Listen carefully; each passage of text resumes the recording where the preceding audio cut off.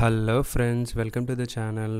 గుల్మార్గ్ అనేటప్పటికి ice skating ఒకటి చాలా ఫేమస్ అని చెప్పుకోవాలి. ఐస్ స్కేటింగ్లో చాలా వరకు మోసపోతారు. ఎందుకనంటే దీన్ని రియల్గా చూసేసరికి చాలా ఎగ్జైట్మెంట్లో వాళ్ళు ఎంత ప్రైస్ చెప్పినా మనం గుడ్డుగా నమ్మేసి ఇచ్చేస్తాం. బట్ ఐస్ స్కేటింగ్ దగ్గర చాలా వరకు మోసపోకుండా ఉండడానికి కోసం ఈ వీడియోని లాస్ట్ వరకు స్కిప్ చేయకుండా చూసినట్టయితే మీకు కూడా తెలుస్తుంది.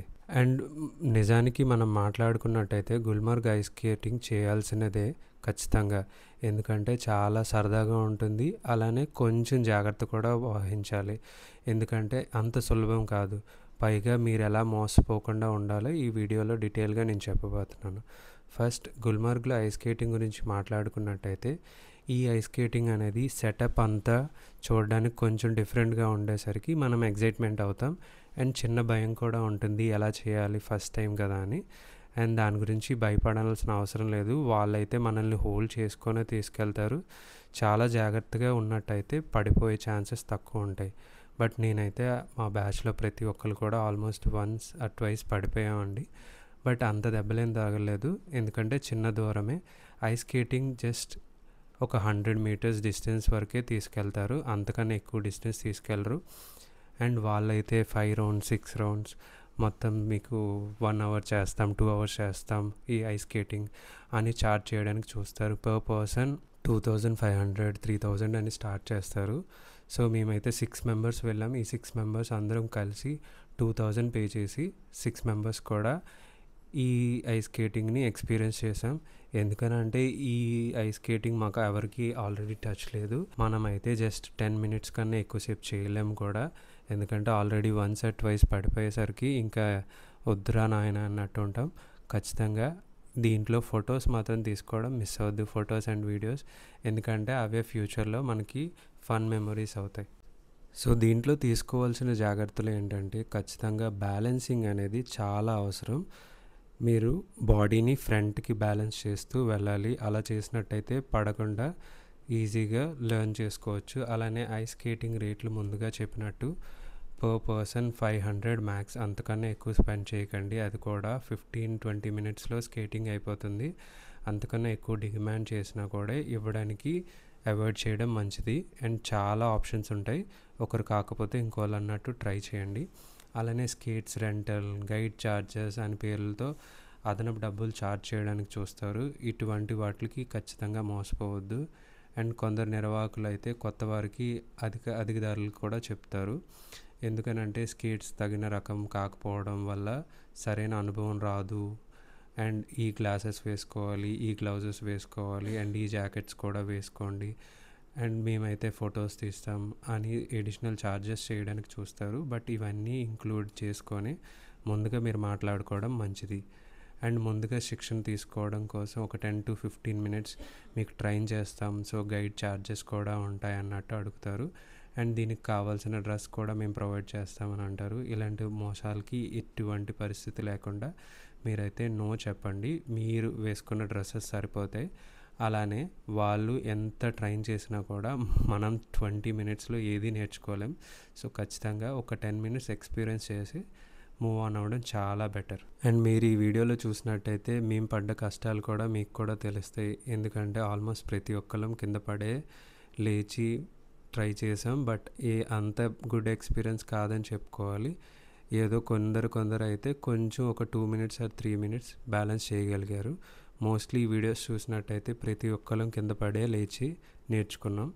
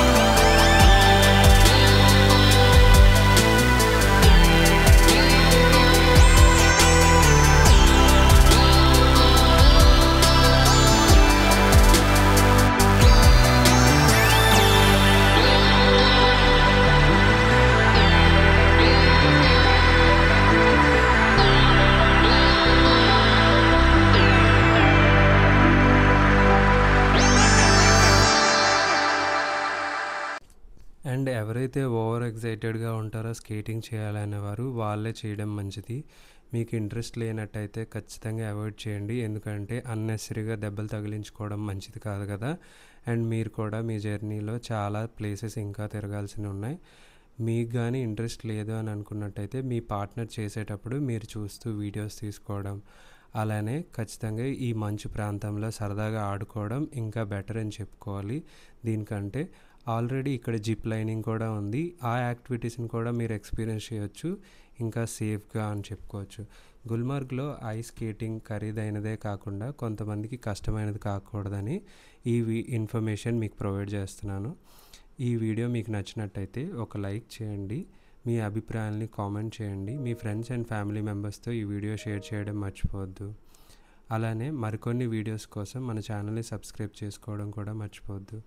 అండ్ మీరు కానీ కాశ్మీర్కి వెళ్ళాలనుకున్నట్టయితే మన కాశ్మీర్ సిరీస్ని కంప్లీట్గా చూడడం మిస్ అవ్వద్దు. ఎందుకనంటే కాశ్మీర్లో జరిగే మోసాలు, అలానే మీరు ఎలా ప్లాన్ చేసుకోవాలో మీ ఐటినరీ, అలాంటి ఇన్ఫర్మేషన్ అంతా ఈ సిరీస్లో మీకు కంప్లీట్గా ప్రొవైడ్ చేయడం జరిగింది. And don't miss this series if you are planning for Kashmir trip. Thanks for watching.